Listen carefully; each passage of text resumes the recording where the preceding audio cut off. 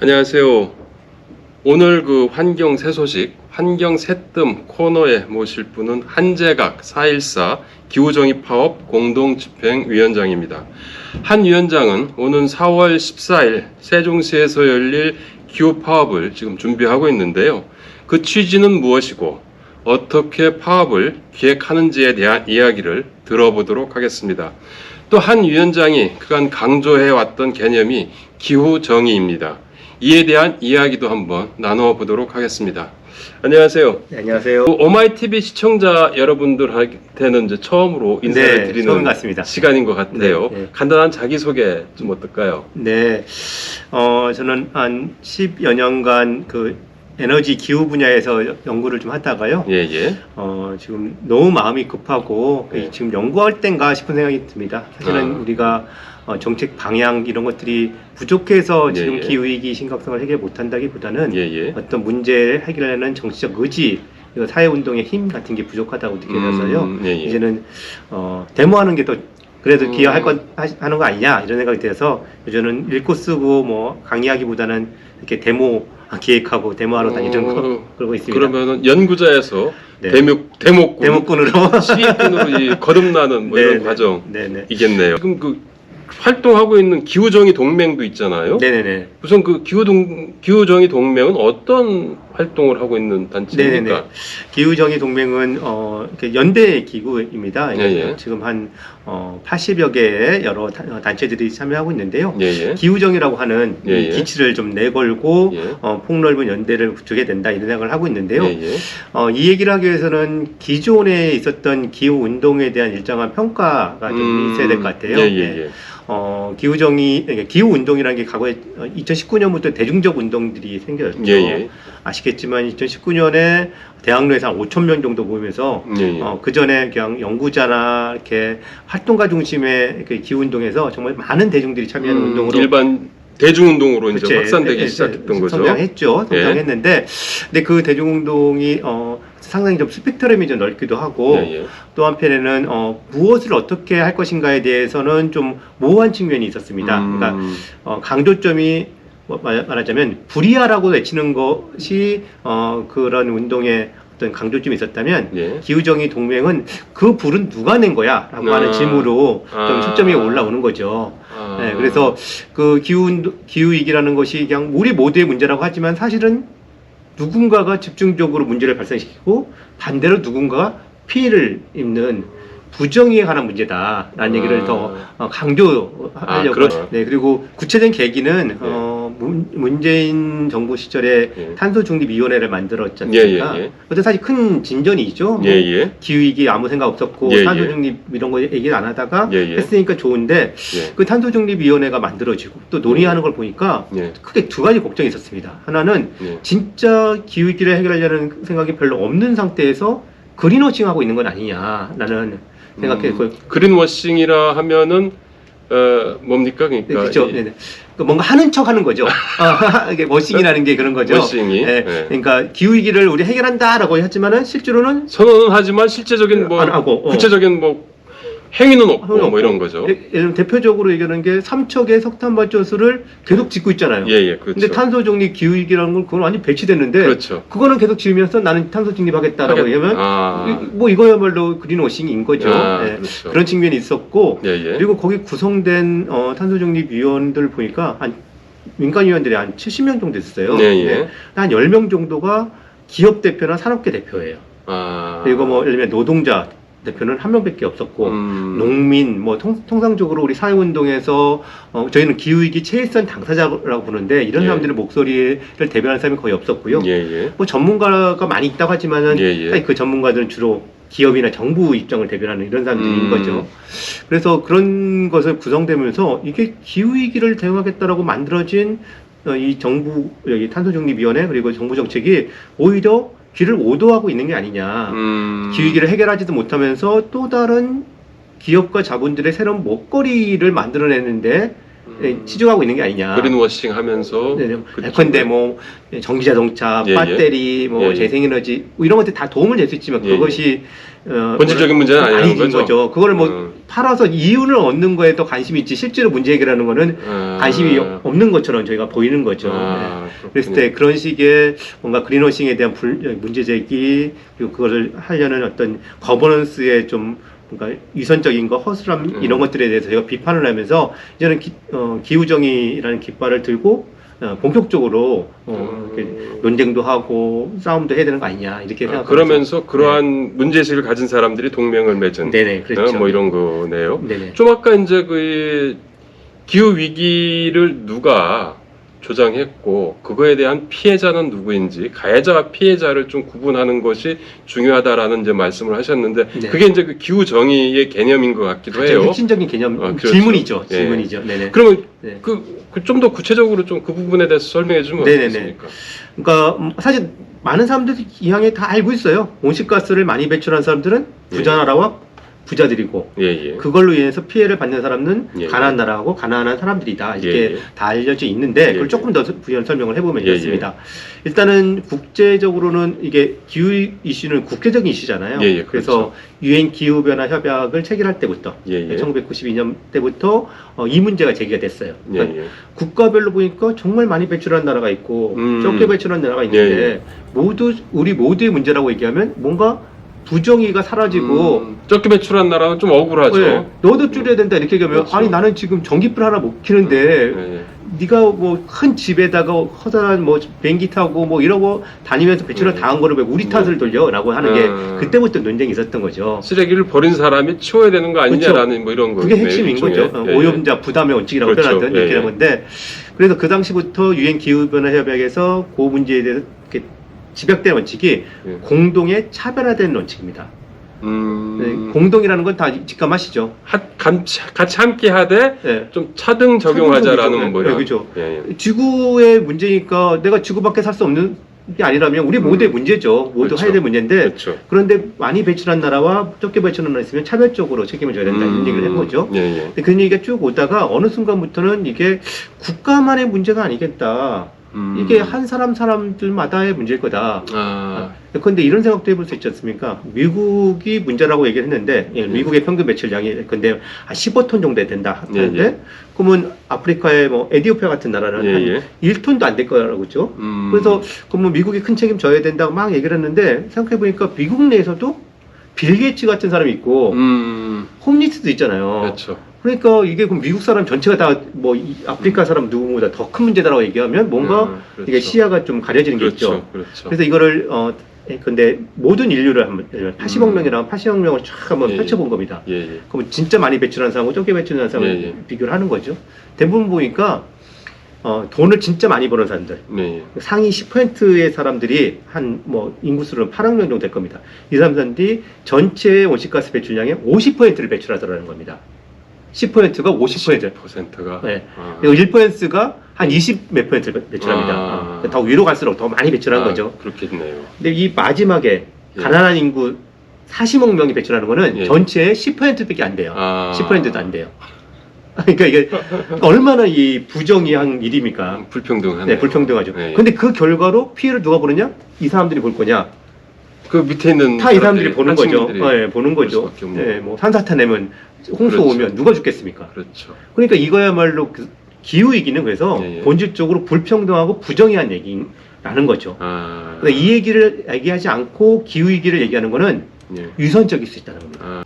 전 세계적으로 뭐 10%가 50%를 이제 쓴다고 했잖아요. 배출하고 있다고 했잖아요. 그런데 국가별로 봤을 때는 미국이라는 나라는 어느 정도 포션이고 우리나라 같은 경우는 어느 정도 포션 정도 되는지 혹시 그런 것들 데이터들이 있나요? 있죠. 지금 사실 그러니까 연간 가장 많이 배출하는 나라는 미국은 아닙니다. 중국입니다. 한 대략 30% 정도 되고요. 미국은 한 절반 정도가 됩니다. 15% 정도 되고요. 한국은 이산화탄소를 기준으로 한다면 8, 2, 7, 2 이쯤에서 왔다 갔다 합니다. 왜 우리가 제가 가끔씩 농담하는데 OECD 국가의 8, 7 아니요. 전 세계적으로 전 세계적으로 8월 8, 7 네네 그렇게 하는데 그래서 제가 가끔씩 농담합니다. 독일을 우리가 이기느냐 마느냐 이러고 있습니다. 그래서 뭐 축구에서도 이기는데 뭐 이런 얘기를 농담을 하는데 그 정도로 우리는 진짜 많이 배출하는 나라 있죠. 근데 이거는 단년도인데 이게 그거를 누적 배출량이라는 것도 얘기를 한번 할 필요가 있습니다. 왜냐하면 온실가스는 한번 배출되면 이산화탄소만 해도 한 평균 100년을 살아 있거든요. 그러니까 사실은 올해 얼마 냈냐가 아니라 과거부터 얼마나 냈냐가 기후위기에 얼마나 기여했는지를 여기 평가하는 데 중요한 거죠. 그렇게 하면 미국이 더 중국 올라서겠네요. 수 있죠. 누적 배출량이면 4분의 1을 냅니다. 중국은 거의 한 절반 정도를 냅니다. 한국도 근데 사실은 거기서도 짓지 않습니다. 옛날에는 23위 정도 있다가 점점 올라가서 16위 이렇게 막 지금 진도하고 있습니다. 그래서 뭐 기후 악당이라는 소리도 듣는 거죠. 그렇게 많이 내는데 온실가스 감축은 한량한 노력들은 별로 안 세우니까 세계적인 기후 악당이 되는 거죠. 그 정부와 기업도 이제 어찌 보면 이제 그 가해자라고 볼 수 있지 않습니까? 그리고 정책을 통해서 그랬으니까. 그런데 이제 2020년 국회에서 우리 이제 국회는 그 기후위기 그 비상 상황을 이제 선언을 했고 문재인 정부는 이제 2050 탄소 중립을 이제 선언했지 않습니까? 어쨌든 그 비상한 선언을 했고 그러면 비상하게 대응했어야 되는 건데 그 과정 그 뒤에는 좀 어떤 과정이었나요? 네, 답답한 일인데요. 네. 그러니까 2020년 그 국회가 기후위기 비상선언을 하라고 했던 거는 사실은 따지면 19년에 이 대중적인 기후운동이 한번 이렇게 성장하면서 그 영향이 있었을 겁니다. 그 2019년 처음으로 한 5천 명 정도가 대학로에서 모였죠. 사실 모인 사람들 스스로도 놀랐습니다. 우리가 이렇게 많이 기후 문제로 5천 명이 모일 수 있어? 라고 생각했던 건데, 그래서 그 영향이 상당히 국회도 영향을 미치고 해서 국회가 그거를 발의를 했죠. 결의안을 통과시켰습니다. 거기 하면 진짜 기후위기 비상선언을 선언하고 우리는 비상한 각오로 행동해야 된다 이렇게 써 있습니다. 써 있는데 여기서 재밌는 얘기가 이게 2020년 9월인데 5개월 후에 같은 국회가 통과시킨 법이 있습니다. 5개월 후에? 뭘까요? 가덕도 신공항 특별법입니다. 아까 이제 제가 비행기 얘기를 했었죠. 문재인 정부 때. 네네. 길게 가덕도 얘기는, 비행기 문제는 얘기 안 하더라도, 5개월 후에 가덕도의 신공항을, 비행기를 더 타게 만든다는 공항을 새로 한다면, 이렇게 질문을 저는 종종 하는데, 5개월 전에 그 비상선언을 하는 게 진심이냐? 5개월 후에 가덕도 신공항을 통과시킨 게 진심이냐? 그러면 그 앞뒤가 안 맞는 이런 행동들을 계속 해왔던 거네요. 그렇죠? 정신분열적인 상황이라고 얘기해야겠죠. 큰일이라고 비행기 불이하라고 소리치는 것은 여기서는 기름을 뿌리고 있는 행위를 하는 거지 않습니까? 그렇죠. 뭐 이런 것이 지금 상황이고 사실 정부도 마찬가지입니다. 그 덕에 그러니까 비상선언을 했던 덕에 탄소 중립을 해야 된다 이런 얘기는 생각되니까 탄소 중립법도 통과시키고 탄소 중립위원회도 만들고 2030 온실가스 감축 목표, 이걸 NDC라고 부르기도 하는데 그거를 상향하기도 했습니다. 그리고 무엇보다 2050년까지 탄소 중립을 도달하겠다는 것도 천명안에서 시나리오도 만들었습니다. 그런 거 보면 사실은 우리 19년에 요구했던 것들이 대부분 받아들인 것처럼 보이는데 여기서 아까 말했던 탄중위의 여러 문제점들 그리고 탄소 중립이라는 것이 진짜 기후위기를 해결한다기보다는 한국 기업들의 새로운 먹거리들을 창출해주는 소위 신성장 동력을 만드는 식으로 이렇게 흘러가는 거냐, 뭐 이런 것, 뭐 자동 전기장치나 배터리나 뭐 이런 얘기들을 하는 정식으로 하고 실제로 기존의 온실가스를 엄청나게 배출한 기존 산업 구조, 철강, 뭐 내연기관차 이런 것들 어떻게 줄일 것인가에 대한 얘기들은 거의 없는 상태에서 그냥 새로운 뭔가가 생길 것처럼 돈 벌 기회가 생길 것처럼만 얘기하는 게. 이게 기후변화를 막겠다는 것보다는 새로운 무슨 산업 시장을 만들겠다, 개척하겠다라고 뭐 이런 얘기에 가까운 얘기가 되는 거죠. 그래서 그런 측면에서 문제가 많이 있었고 그런 와중에 지금의 윤석열 정부가 또 그러니까요. 그 원전 그 최강국 건설을 이제 강조하고 있는데요. 뭐 이게 이제 뭐 기후 위기 해법이냐 이렇게 또 얘기도 하고 있는 것 같아요. 뭐 어떻습니까? 그러니까 한마디로 말하면 완전히 기후위기 해결책이라고 하면 저희는 동의를 못하는 거죠. 그러니까 전 세계 기후정의 운동에서 이런 얘기합니다. 잘못된 해결책이라는 것을 얘기를 합니다. 기후위기를 해결하겠다 해놓고서 가지고 들어오는 건데 알고 보면 기후위기 해결 무관하고 새로운 이익을 창출하는 시장을 열겠다는 하는 것으로 하는 경우들이 종종 있죠. 그 중에 하나가 대표적인 게 원자력입니다. 원자력은 뭐 수많은 얘기들이 있습니다. 근데 짧게 요약하면 일단은 뭐 그런 거죠. 기후위기라는 큰 문제 해결하겠다고 더 위험한 그런 걸 받아들이는 거냐. 옛날에 그런 비유 있지 않습니까? 무슨 차, 뭐 이런 것처럼. 뭐 똥차 피하려다가 뭐, 네, 뭐 이런 쓰레기차 거요. 뭐 이런 거죠. 네. 근데 네. 아시겠지만 핵발전은 정말 위험하고 무엇보다 폐기물 처리 방법이 없잖아요. 그렇죠. 네. 그것도 있고 핵발전으로 뭐 기후위기를 해결하자면 네. 그만큼 석탄발전 수준만큼 핵발전을 빨리빨리 막 늘려야 되는데 네. 핵발전은 알겠지만 한 번 짓는데 10년씩 걸리거든요. 그렇죠. 그러니까 빨리 못 늘려요. 거기다가 계속 위험이 많이 있으니까 지진 뭐 이런 것도 있으니까 당장 2050년까지 탄소 중립한다고 하는데 지금 지어도 안 되는 거죠. 끝나는 거잖아요. 네네네. 그거에 전혀 그 해당 사항이 아니잖아요. 그렇죠. 그래서 그 윤석열 정부가 또 요즘에 신월성을 3, 4억이 짓는다는 얘기만 했지. 예. 아니 진짜 기후위기라고 진짜 더 많이 줘야죠. 100대 뭐 200대씩 줘야죠. 근데 그런 얘기를 스스로 또 못 하거든요. 예. 뭐 그나마 SMR이라고 하는 작은 거 짓겠다고 하는데 그건 예. 거의 뭐 공상 수준이니까 상업 아직 된 것도 없죠. 네, 그렇죠. 그러니까 사실 이거는 지금의 한국의 원자력 마피아, 원자력 산업계 사람들의 뭔가 이해를 어떻게 만들려고 하는 얘기일 뿐이지 기후위기에 이거 대안인 것처럼 얘기하는 거는 정말 잘못된 거짓말을 하고 있다라고 저는 생각을 하고요. 그러니까 윤석열 정부가 이제 재생에너지 그쪽 그 예산은 비중도 낮추고 네네네. 원전 쪽만 이렇게 확 늘렸더라고요. 네네. 그러니까 그것도 아까 말했던 그런 기조안에서 하는 거죠. 하는 건데, 그러니까 이게 여기서 탄소 환원주의라는 것을 좀 말씀드리고 싶어요. 뭐냐면 이렇게 생각하는 거죠. 우리는 온실가스 감축을 이만큼 하게 됐어. 근데 이걸 재생에너지를 통해서 감축하든지 원자력을 감축하든지 감축만 하면 되는 거잖아.